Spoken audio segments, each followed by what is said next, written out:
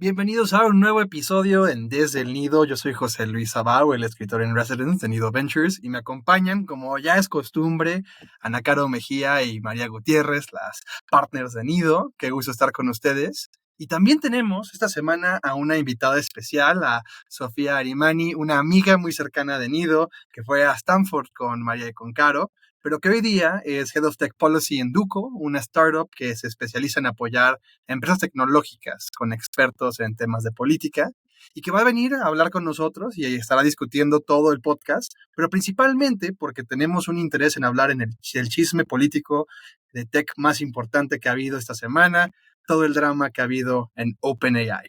Pero antes de entrar a eso, tenemos nuestro pequeño tech update, nuestro policy update, y luego llegaremos al tema principal. Qué gusto estar con ustedes, Caro, María y Sofía. Gracias. Hola, gracias José por Luis. invitarme. Hola, Sofi. Muy feliz de tenerte aquí, Sofi. Y sí, bueno, para empezar, yo ya llegaba a este podcast pensando que íbamos a tener suficiente drama de qué hablar con lo que está pasando en el mundo de cripto, pero aparentemente OpenAI se me adelantó y nos dio toda una telenovela en un lapso de 5 días. Entonces, de eso estaremos platicando. Pero bueno, en el Tech Update, para contarles que uno pensaba que los días en el que cripto estaba sufriendo ya habían pasado, y bueno, en el último mes ha pasado mucho más que nos ha enseñado que no han pasado.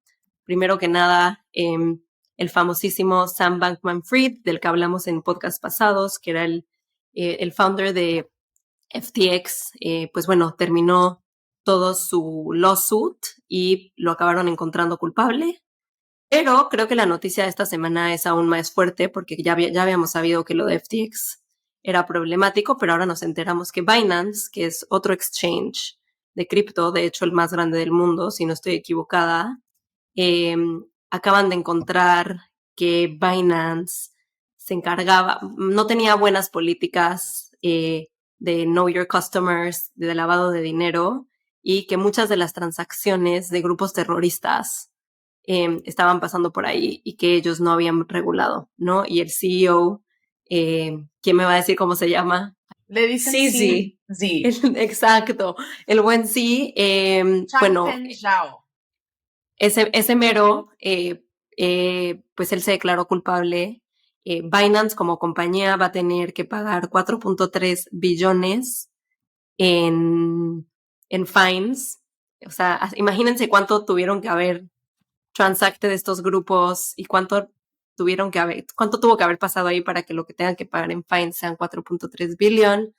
Y él solito personalmente va a tener que pagar, entre todo lo que tiene que pagar, 200 millones.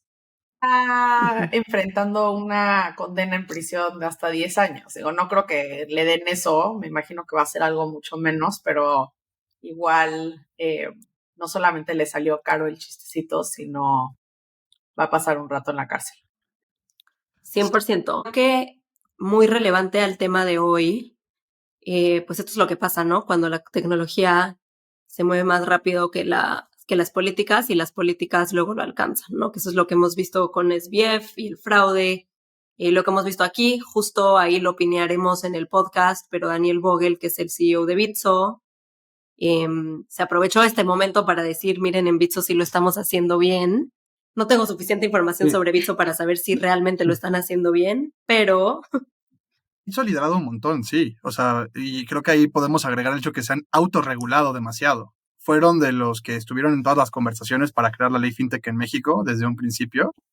Y también fueron una empresa que hace auditorías constantemente, que tratan de ser muy transparentes con todo lo que hacen. Ahora, también es una empresa que no está establecida en México, está establecida en Gibraltar, por evitar aún más conflictos con el gobierno mexicano. Pero sí, yo creo que sí son un ejemplo a seguir de lo que debería hacerse en Bitso, en criptos.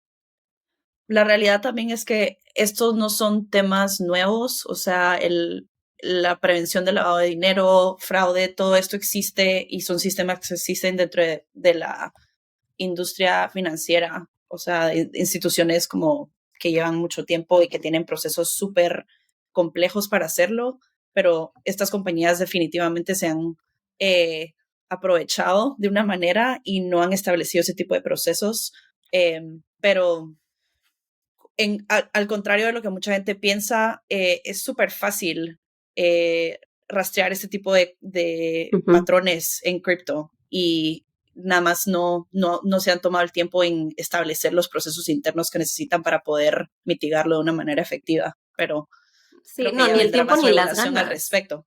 Claro. Ni el tiempo ni las ganas, porque no les conviene. Imagínate la cantidad de transaction fees que se llevaban de estas transacciones de estos grupos, ¿no? O sea, Sí. creo que esa fue parte del lawsuit, pero bueno, ya veremos si valdrá la pena dependiendo del veredicto, si hagamos un deep dive en esto, pero creo que avancemos al politics update porque se viene uno bueno. Sí, vayamos porque tenemos que hablar de lo que acaba de ocurrir en Argentina, que es verdaderamente histórico. Por primera vez, un political outsider acaba de ganar la presidencia. Javier Milei, un ultraderechista que creó su propio partido, La Libertad Avanza, derrotó a Sergio Massa, el candidato del peronismo, el grupo político establecido en Argentina y que ha gobernado desde tiempos inmemorables, en una victoria contundente, o sea, un margen bastante grande y que ganó en todas menos 2 provincias de Argentina, ni siquiera cuando ganó Mauricio Macri, que fue el primer presidente de oposición, el primer no peronista en bastante tiempo, había logrado una victoria tan contundente. Y Milei ahora llega con una agenda de cambio completamente radical. Va a eliminar el Banco Central de Argentina, dolarizar el país, privatizar gran parte de las empresas estatales. Y si ya lo han visto en redes sociales, probablemente conozcan su afinidad por la motosierra, como le dice, porque va a llegar con una motosierra a cortar gran parte de los ministerios públicos que tiene Argentina. Y ahora el país está despertando a una realidad de un cambio abrumador. Eso es lo que estamos viendo, cuestiones de política. Era interesante la parte de que no hemos visto ganadores de ultraderecha en Latinoamérica en mucho tiempo. O sea, si ves el mapa de cómo se ve Latinoamérica hoy, o sea, son muy pocos, ¿no? Que están de ese lado. Entonces, eso también, ¿qué más nos puedes contar de eso? Y creo que va a ser un cambio muy grande. O sea, América Latina es como un péndulo, esa es la metáfora a más no poder, que brincamos de derechas a izquierdas. Y al principio de 2018, de hecho, México fue de los primeros países que iniciamos una marea de izquierdas.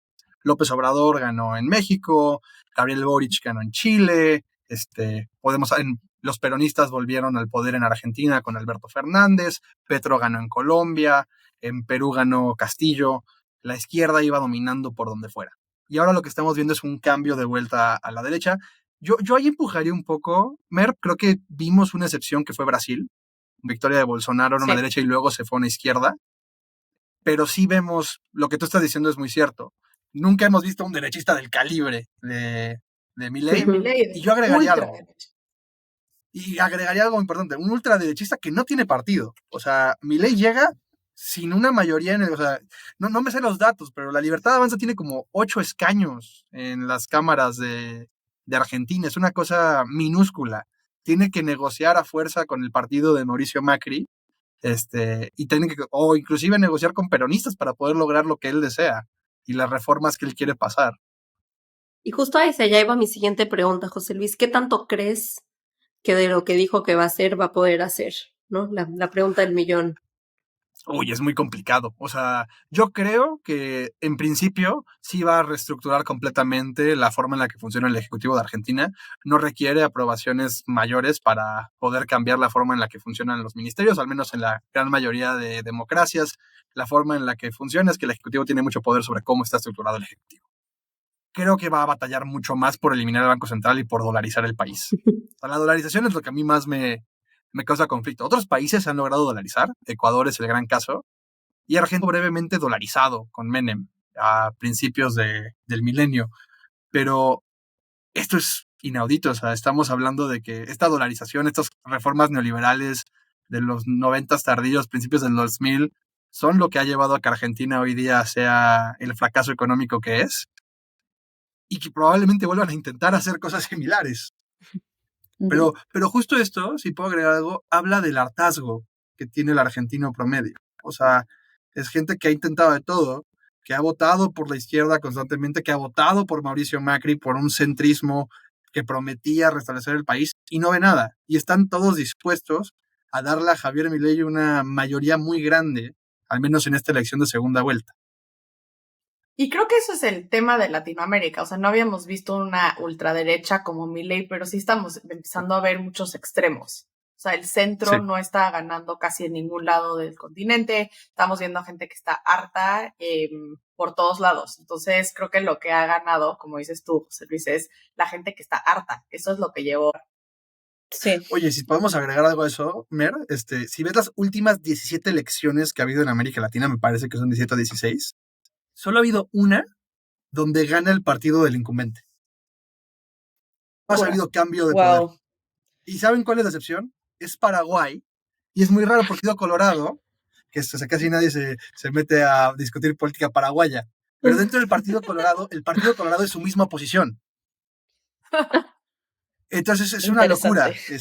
Entonces, pero lo vemos, hay alternancias y lo que es la constante no es que, o sea, tenemos esta teoría de que América Latina se volvió de izquierda. No, es que América Latina castiga a las clases políticas y ahora van a castigar a las izquierdas. A ver, vamos a Chile.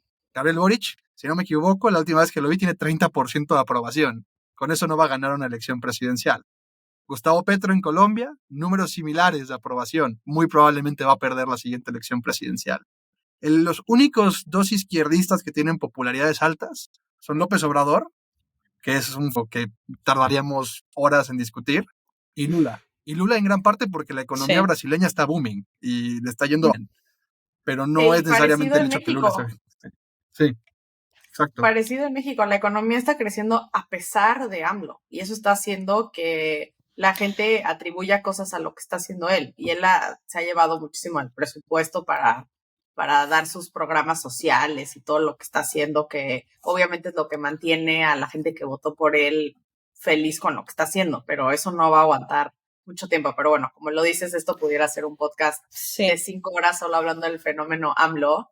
Entonces, ya que dejamos aquí el update político, veremos qué sigue pasando en Latinoamérica. Pero el año entrante, no solo en Latinoamérica, creo que vamos a ver, si no estoy mal, entre 65 y 67 elecciones en un mismo año, y muchas de esas son en Latinoamérica. Entonces creo que el mundo de la tecnología, o sea, estas compañías van a tener que voltear sus ojos a Latinoamérica, y estoy muy interesada en ver cómo estos nuevos oficiales van a lidiar con el issue de pólizas alrededor de tecnología, pero realmente creo que será una buena conversación en cuanto a regulación y cómo el rol de los espacios digitales van a continuar de implicar tener implicaciones en la política latinoamericana.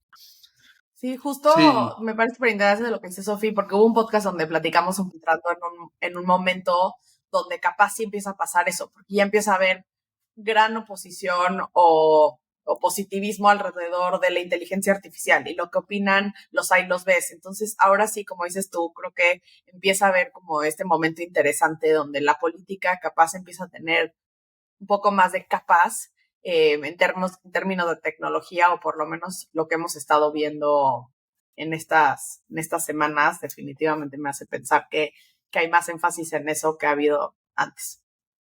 Así claro, que, y mientras más políticos jóvenes haya, agregaría, más posibilidades habrá de que tengamos personas que les importe eso. No hay que irnos muy lejos. Sofía hiciste un gran punto de las 65 elecciones que hay a nivel mundial el año que entra. Una de ellas es en Estados Unidos, donde los dos candidatos tienen casi 80 años. Es una verdadera locura. Es una locura. Exacto. Bueno, mira, yo quiero pensar personas... que algún milagro va a pasar donde el candidato republicano no va a tener 80 años ni va a ser Ron DeSantis. Pero bueno. Muy bueno. Ya veremos, dijo el ciego. El problema es que el ciego nunca vio. Esta palabra que tú dijiste, María, sobre qué es lo que ha pasado esta semana, me parece perfecta. Es una telenovela lo que hemos visto en OpenAI. O sea, lo estaba comentando antes de que iniciáramos el podcast. A mí me encantaría que García Márquez estuviera vivo para escribir una crónica de este drama interno que ha habido, porque es una locura. O sea, pasamos de que Sam Altman, uno de los personajes pioneros en el mundo de inteligencia artificial, fue denigrado por el propio board de OpenAI, a que luego literal, Microsoft una crónica hiciera de una muerte anunciada. Sí. Exacto. Vi un Y tweet que luego me encantó. Microsoft habló con ellos. Sí. Decía, un tweet que me encantó decía, si no sabes nada sobre el mundo de tecnología, lo único que necesitas saber es que básicamente fueron 3 temporadas de Succession en 3 días. Y me parece que Literal, lo resume de una manera perfecta. Pero bueno, si nos literal. vamos justo al principio, o sea, hay que empezar de quién es Sam Altman y dar un recap rápido, pero sabemos que Sam Altman es este personaje de Silicon Valley que, como muchos, fue un dropout de Stanford, de ahí salió a crear una compañía, eventualmente lidera Y Combinator, que creo que es la aceleradora más famosa del mundo, pero por lo menos definitivamente la más famosa en Silicon Valley, y de ahí creo que conoce a muchas personas, se hace un cuate muy bien conectado en Silicon Valley y empieza a, bueno, y obviamente muy ambicioso también, empieza a querer crear un non-profit llamado OpenAI, donde se va Pausa, que no se te olvide que uno de los pioneros aquí es nuestro amigo del que no nos cansamos de hablar. Ya Elon sabía, Musk, ya por supuesto.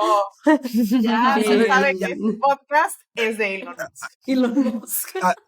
A ver, y yo, pero ahí creo que hasta yo, que soy de los más anti Elon Musk en el podcast, tengo que hacer un comentario bueno, porque OpenAI inicia como una non-profit, y eso va a ser importante discutirlo un poco más adelante, justamente porque en Silicon Valley se genera esta percepción que Google está dominando todas las investigaciones de inteligencia artificial, que lo está haciendo de forma muy privada y que no está compartiéndolo con el mundo. Entonces se juntan un montón de los magnates como si fuera la Liga de la Justicia de los ñoños y deciden hacer una fit para que la inteligencia artificial fuera regulada de manera abierta, OpenAI. Y Elon Musk es el que da la mayor parte del dinero para hacerlo. Así que yo ahí sí aplaudo brevemente al sudafricano maquiavélico del momento, porque sí creo que eso fue una gran idea. Claro que sí, pero para darte también la razón a ti, José Luis, Elon luego abandona el barco. Entonces, Elon dice, 100%. yo ya no creo que este es en lo que quiero estar metido, y le dice adiós a Sam Altman. Y en parte esto es lo que lleva a Sam a tener que, bueno, no sé si es tener o querer, pero a tener que crear la parte de for profit de OpenAI para que pueda venir inversión privada y realmente puedan hacer esto. Porque algo que creo que es importante notar aquí es que crear esta tecnología es carísimo, o sea, en el orden de los miles de millones de dólares que se necesita para entrenar a los algoritmos de inteligencia artificial. No había manera que iban a lograr esto a base de donaciones, especialmente con su donante más grande echándose para atrás. Entonces, bueno, sí, no saber ni cuánto computing power es una locura. Sí, es una locura, y creo que lo que hemos visto con OpenAI, que empezó como una compañía, y aquí vale la pena aclarar, empezó como esta non-profit, lo que quiere decir que tiene un board, tenía un board. Llegaremos a eso en un momento. Yo sí. Por eso telenovela. Pero bueno, tenía un board que estaba, o sea, en el que estaban personas que su goal era asegurarse que la tecnología se estuviese desarrollando de una manera socialmente responsable para ponerlo de esa forma. Pero que han creado como impulsar la humanidad. O sea, esto era el eslogan de OpenAI. Exacto. Pero en el último año han creado un producto que nos ha cambiado la vida. O sea, me imagino que a todos los que estamos aquí en este podcast y a mucha gente han creado la compañía de consumer más grande. Fue justo el primer aniversario de ChatGPT. Solamente llevamos un año con ChatGPT por si no les había caído eso en cuenta. Y justo creo que lo que va a ser interesante discutir en este podcast es que no sabemos lo que pasó. Sabemos los hechos, pero no sabemos lo que llevó a los hechos. Entonces, si quieres, sigue María con los hechos y me encantaría que le dediquemos tiempo a discutir de qué es lo que creemos que pasó. Sí, a ver, para contar la historia completa y luego entramos en más opiniones. Pero bueno, se vuelve un for-profit, entra Microsoft, le meten inicialmente $1,000 millones. Al día de hoy son $13,000 millones que tiene Microsoft invertido en OpenAI. Aquí es cuando se vuelve un for-profit company que es básicamente parte del non-profit. El non-profit sigue existiendo, como dices tú, Caro, era el board que estaba llevando todo y un board que tenía muchísimo poder y que su rol era asegurarse que esta tecnología fuera para el bien de la humanidad. Y entonces nos adelantamos a que sale ChatGPT, revoluciona el mundo. Realmente nos enteramos como consumidores que existe esta compañía, porque la compañía lleva desde el 2015, pero en realidad se volvió relevante para nosotros hace un año, en 2022. Sí. Y esto ha llevado a que, pues, justo han salido muchísimas herramientas con ChatGPT. Podemos hablar de DevDay también, que fue súper interesante ver todo lo que están creando para otros enterprises, etcétera. Y el viernes pasado nos llega una noticia a todos que a Sam Altman lo corrieron de OpenAI. El board decide que Sam Altman ya no es parte de la compañía. Se le avisa 15 minutos antes de que se le avise al mundo. Microsoft no tuvo nada que ver. Microsoft se entera los mismos 15 minutos antes de que se le avise al mundo. O eso creemos. Bueno, o eso creemos. Eso se dice.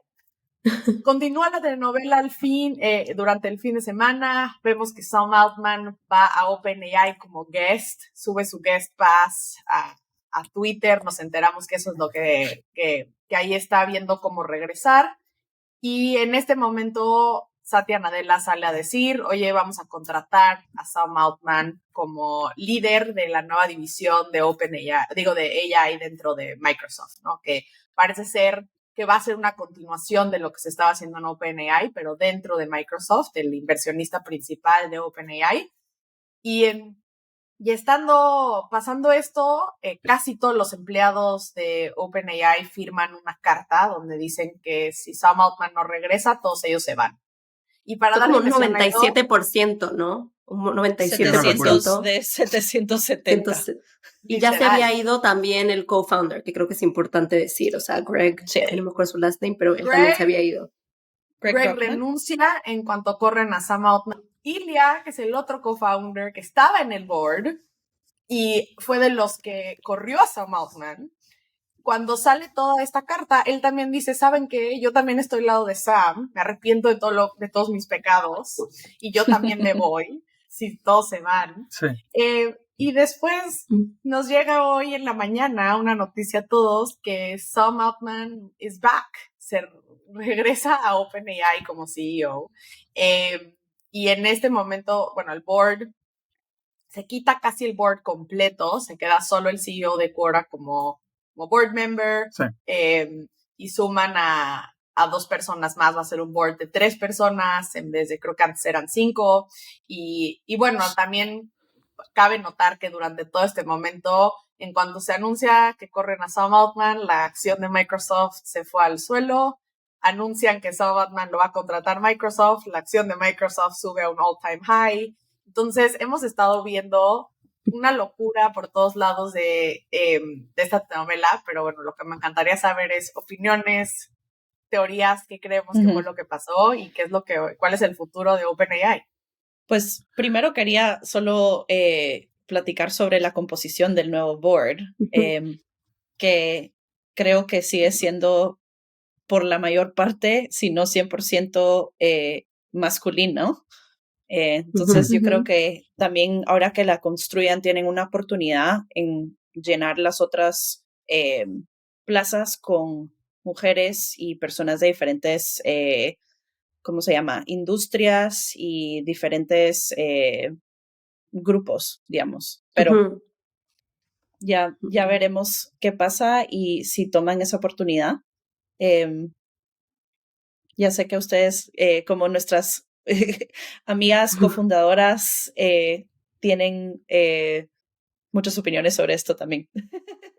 100%. Bueno, cabe notar que la CTO de OpenAI es una mujer y es espectacular, que ella, no lo dice, pero fue la interim CEO en lo que corrieron a Sam Altman por un día. Por un día. Y luego sale en su Wikipedia page, interim CEO de noviembre 28 a noviembre 29 del 2023. Pero bueno, es una mujer y es espectacular, pero sí creo que definitivamente el board y la compañía pudieran tener gente mucho más diversa en posiciones de liderazgo.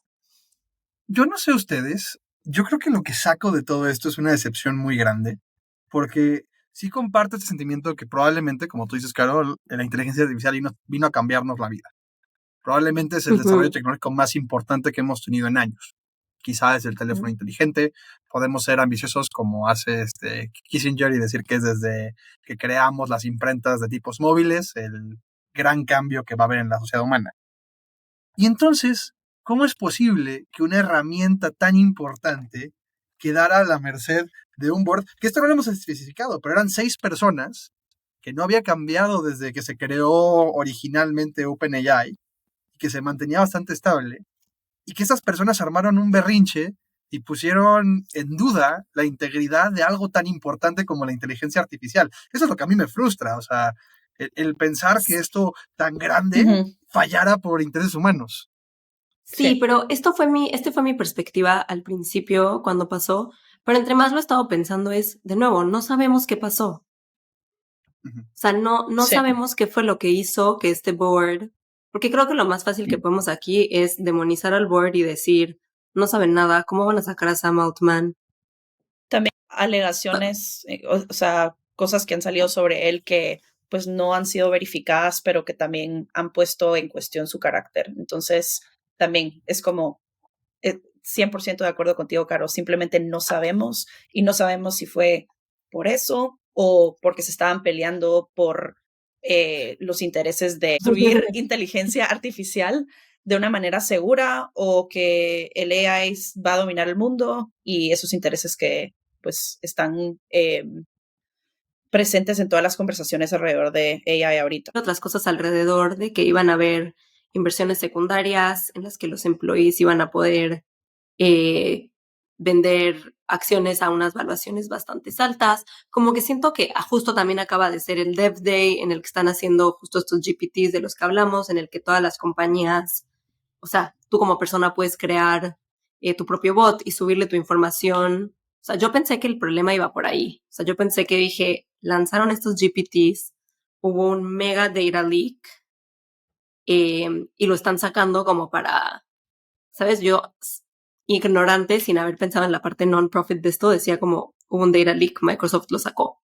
Después de ver lo que ha avanzado, no me parece que es el caso. No, y ver que Microsoft no tiene voz en nada de esto. No tiene. A ver, yo lo que pensé justo cuando salió Sam Altman, yo pensé que tenía algo que ver con Microsoft. Un poco como decías tú, Carita, yo dije, algo le encontraron, algo no le latió y lo están sacando porque o sacó los GPTs muy rápido o no está upholding algo de su como partnership con Microsoft. O sea, no sé, pensé como que iba por ahí. Y luego cuando Satya lo contrató e hizo todo eso y uno se da cuenta, bueno, no, a ver, Microsoft está como del lado de Sam Altman más que del lado de OpenAI.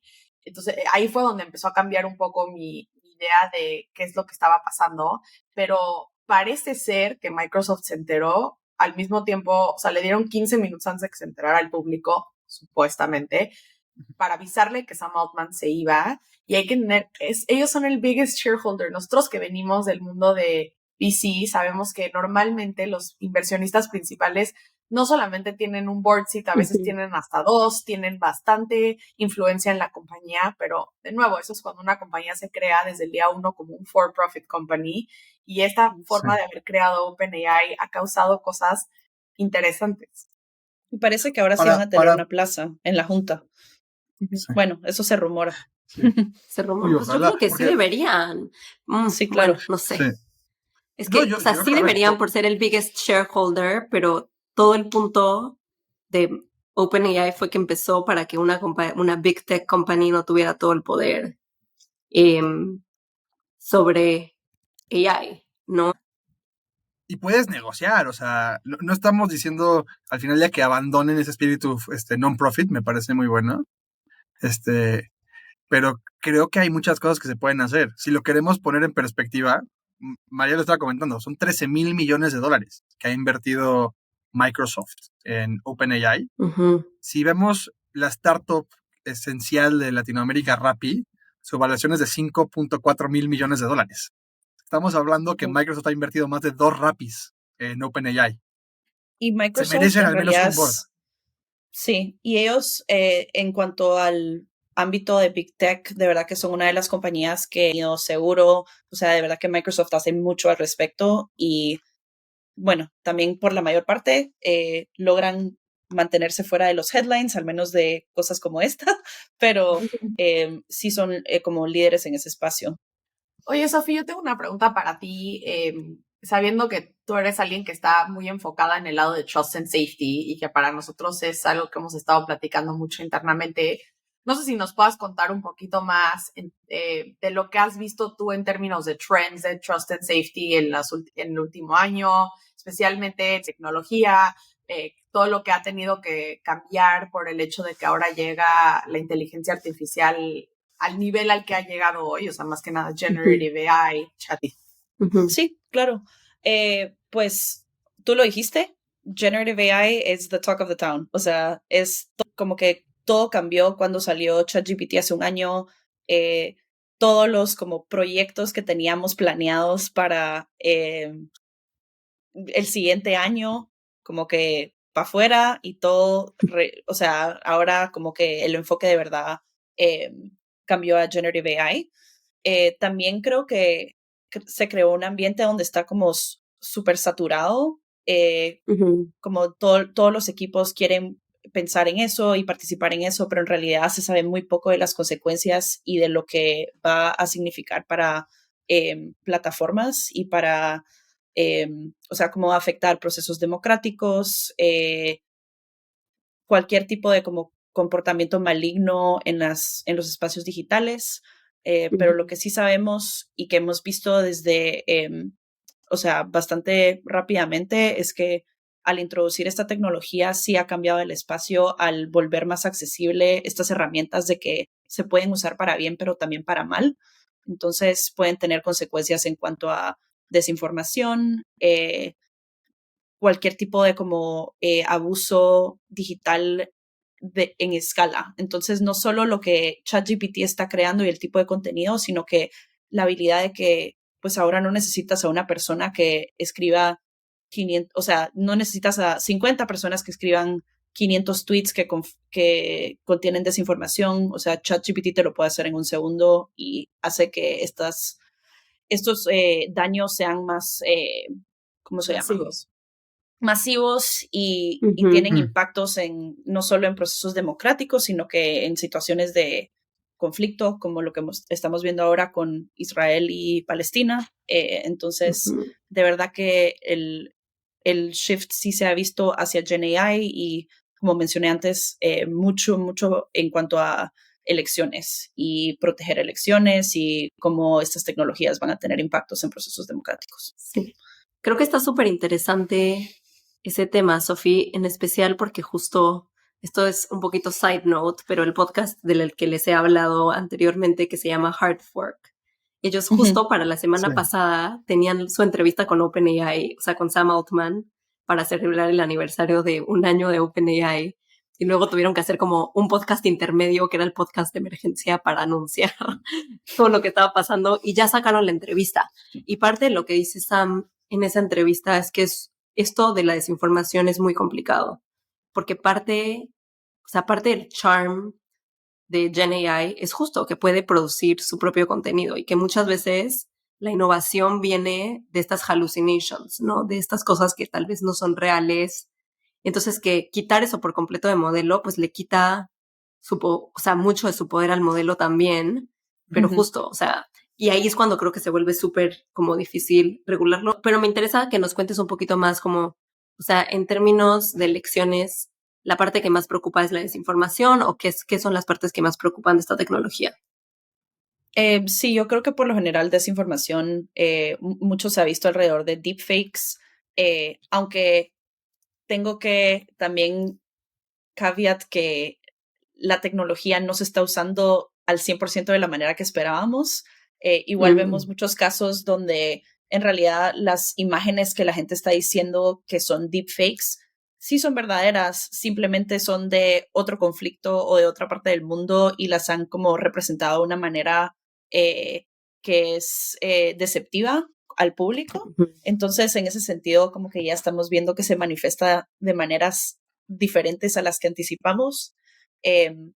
Y también en el sentido de que, pues, la gente ya no confía en las noticias y en la información, como que ya no todo lo tienes que tomar con un granito de sal. O sea, tú ves una imagen y no sabes si es verdadera o si es una imagen falsa. Entonces, eso también solo crea como este ambiente de desconfianza de que la información que estás viendo en espacios digitales simplemente no puedes saber si, o sea, at face value, de dónde es la imagen o si está siendo atribuida de una manera correcta.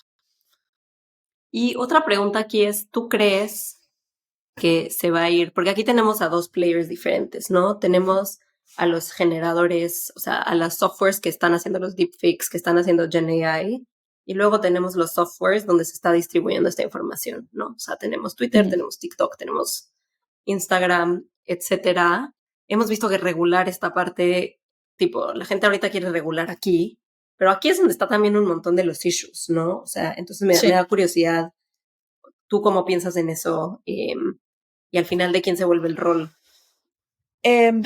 Pues al final yo creo que la responsabilidad cae en múltiples lugares, no es ni uno ni el otro, son ambos, y también en los gobiernos en establecer como leyes alrededor de esto. Lo hemos visto, yo sé que lo hablaron en un podcast anterior, pero la regulación europea, el Digital Services Act, que está regulando a las compañías como de redes sociales que tienen contenido generado por usuarios. Pero yo creo que lo que tiene que pasar es que haya más colaboración entre las diferentes compañías y los diferentes sectores, porque la forma en que las cosas la información se está movilizando en espacios digitales, o sea, tú puedes tener un video en una plataforma que luego está siendo amplificado en un grupo de Telegram. Entonces, como que la forma en que la información se mueve no permite que haya solo una entidad responsable. Y por eso creo que tiene que haber más colaboración y regulación un poco más definida para ambos tipos de compañías. Oye, Sofía, y entonces a mí me gustaría preguntarte cómo lees tú todo este drama de OpenAI. Porque, reitero, ¿no? Mi impresión es que esto a mí me da muchísimas dudas y en cómo deberíamos estar regulándolos. Si este es el modelo adecuado para OpenAI, o sea, suena muy romántico tener esta non-profit / for-profit company, pero no está funcionando. Y eso me da un montón de dudas de si OpenAI es la empresa que debería estar regulando el futuro de la humanidad, si Sam Altman, que es un dropout después de 2 años en Stanford y que tomó parcialmente una clase de inteligencia artificial, es la persona que debería estar liderando todo esto. Sí, pues también solo regresando a algo que dijeron antes, es como que es impresionante que el berrinche de una junta directiva está teniendo estas como repercusiones en cuanto a todo el espacio del AI. Es una pregunta muy difícil. Creo que también lo que se ha visto y ha sido un push bastante grande en la industria es que los algoritmos y los modelos sean open source, y eso viene con sus pros y con sus cons, ya que al volverlo más accesible, pues ya le está sacando el control a las manos de como un grupo muy pequeño, pero también estás exponiendo, al exponer lo que está detrás de la cortina, también le das oportunidad a gente que tiene intenciones malas a poder abusar de los modelos y no tener esos como guardrails que las compañías de redes sociales sí invierten mucho en ponerlos, más de lo que creemos, porque en realidad las noticias, o sea, yo trabajo mucho con estas compañías y there's a lot happening that is not in the news, y sí están esforzándose en como poner estos guardrails, pero sí, al tenerlo open source abres como un Pandora's box de diferentes tipos de problemas. Y creo que yo también mucho de lo que he escuchado y he leído de esto es que en términos como de hacer cosas fraudulentas, ataques de hackers, etcétera, ciberataques, siempre es mucho más fácil el ataque que la defensa, ¿no? Y entonces entre uno más saca estos modelos y los hace open source y los abre, como dices tú, Sofi, lo que está detrás de la cortina, hace que todavía le das más herramientas a los atacantes, a la gente que quiera atacar, y que no necesariamente podemos ir al mismo paso en el lado de la defensa. Entonces, como consumidores, cada vez tu información es más vulnerable,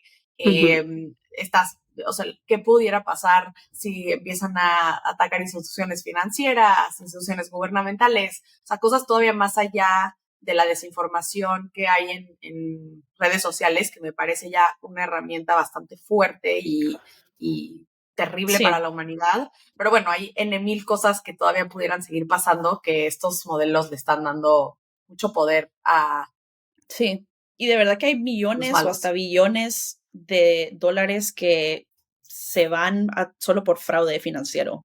O sea, de gente siendo estafada en estas plataformas. Es muy concretos y hay daños muy concretos que se ven y luego pues lo que estamos hablando también son como daños a la sociedad o a procesos democráticos, pero la evidencia está ahí y a ustedes como inversionistas, o sea, si dejo como mis 2 cents, es que son temas que gente que tiene plataformas tiene que estar pensando desde el primer momento en el que ellos crean un producto y no retroactivamente cuando ya empiezan a tener problemas. Entonces, algo que hay que inculcarle a los fundadores de startups y de plataformas. Y una pregunta, Sofía, ahí, porque creo que esa es y digo, está más bien, creo que es tanto para Sofía como para José Luis, pero yo algo en lo que pienso aquí es, creo que también del otro lado es fácil idealizar y decir, los fundadores deberían de pensar en todas estas cosas desde el principio, ¿no? A mí idealmente me gustaría que desde el día uno piensen en el gender diversity de su equipo, piensen en todas estas diferentes cosas, piensen en la regulación, pero luego te das cuenta de cómo realmente se ve el proceso de llevar una compañía de 0 a 1 y te das cuenta que, o sea, están intentando figure out cómo pagarle a sus empleados al final del mes y que no se les caiga a sus customers, ¿no?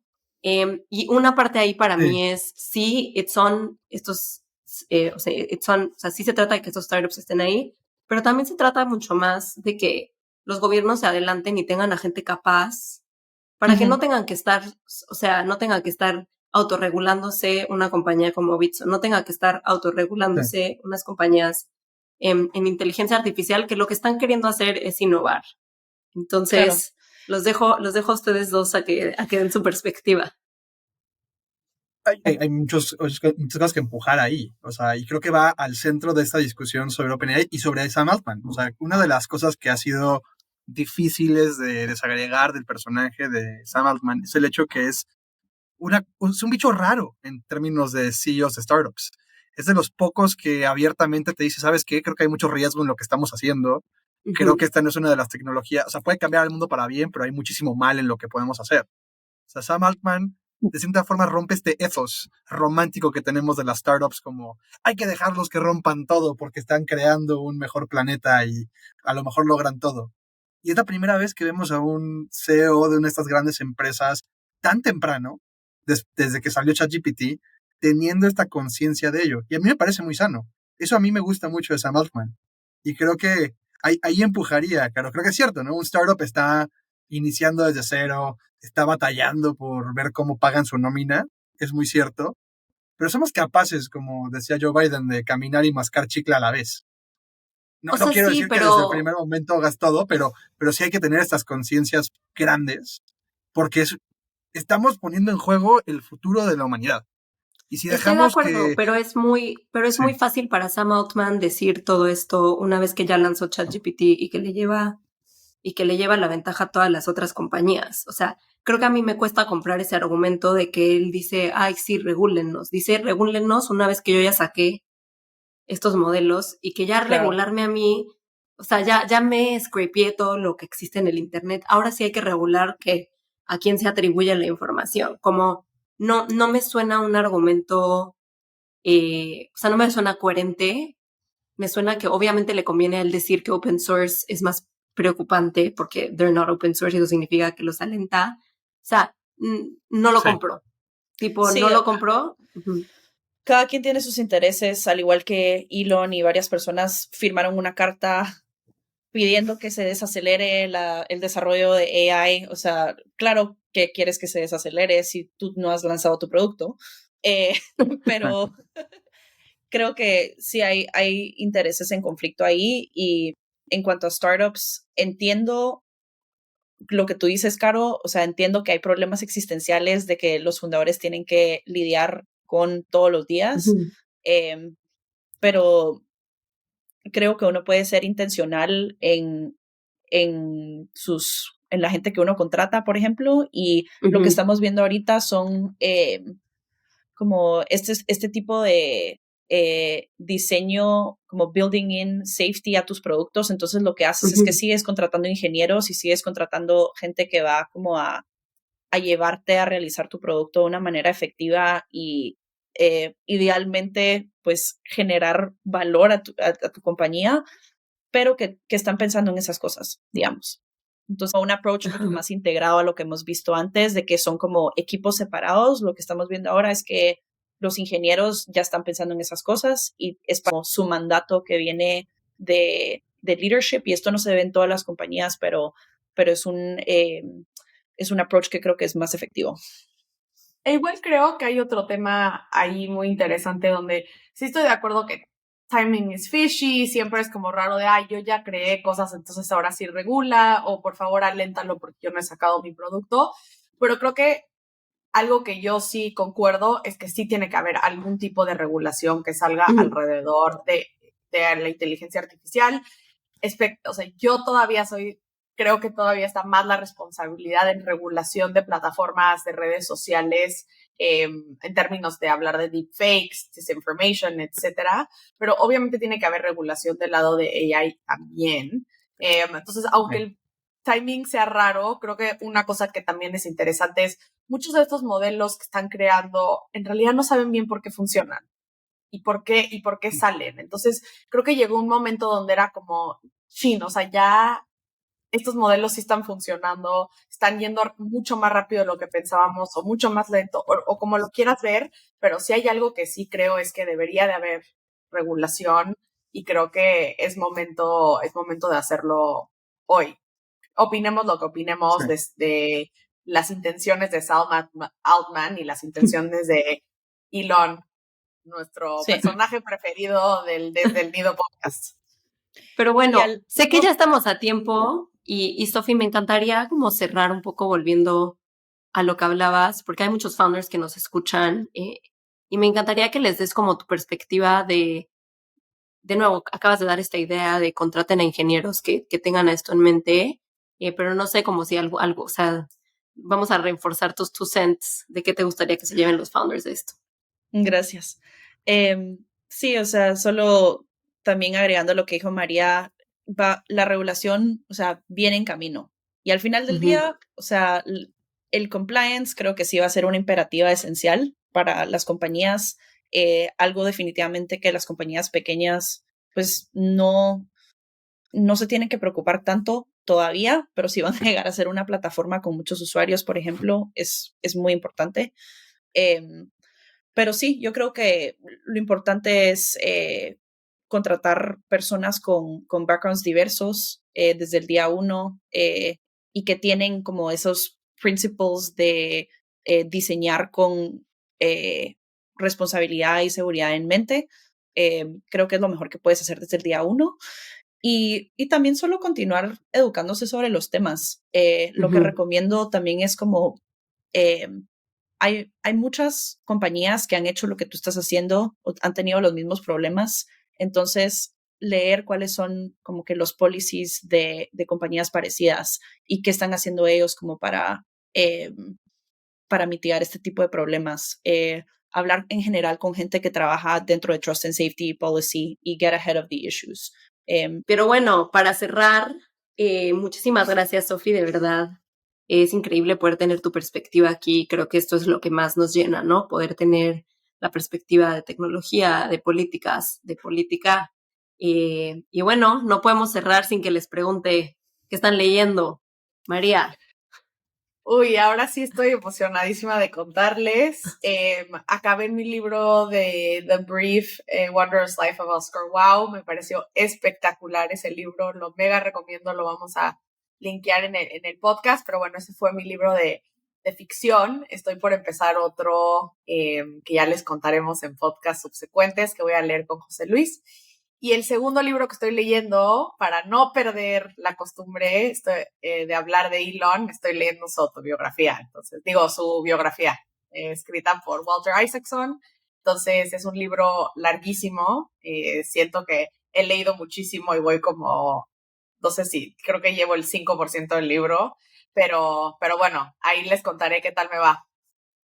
¿Y tú, Sofi?